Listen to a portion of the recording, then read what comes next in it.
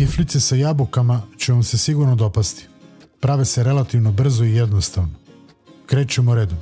Možete odabrati 2 slatke jabuke, a možete i nakisele. Taj izbor prepuštam vama. Oljuštite i očistite 2 jabuke i narendajte ih na tanjir.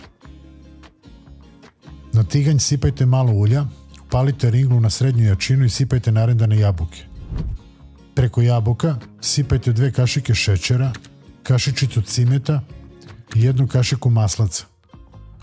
Mešajte sve dok se zagreva i topi.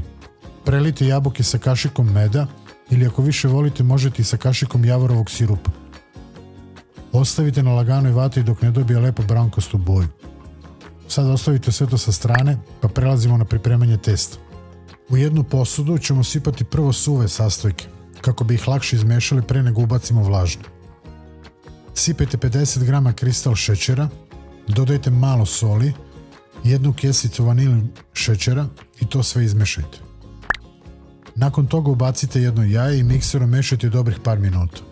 Kada ste to izmešali, dodajemo 2 supene kašike mleka, 50 g istopljenog maslaca, pola kesice ili 5 g praška za pecivo i postepeno mešajući dodajemo 230 g brašna.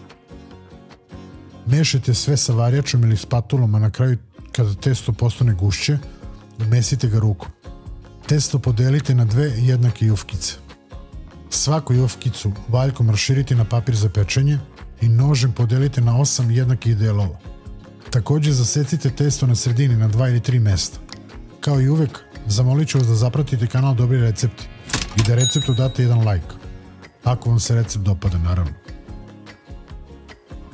Na svako parče stavite otprilike kašiku prethodno pripremljenih jabuka i urolajte kiflice. Urolane kiflice poslažite na pleh na koji ste prethodno stavili papir za pečenje i stavite u rernu koju ste zagrali na 180 stepeni da se kiflice peku nekih 15 do 20 minuta. Vidjet ćete dok lepo ne porumene.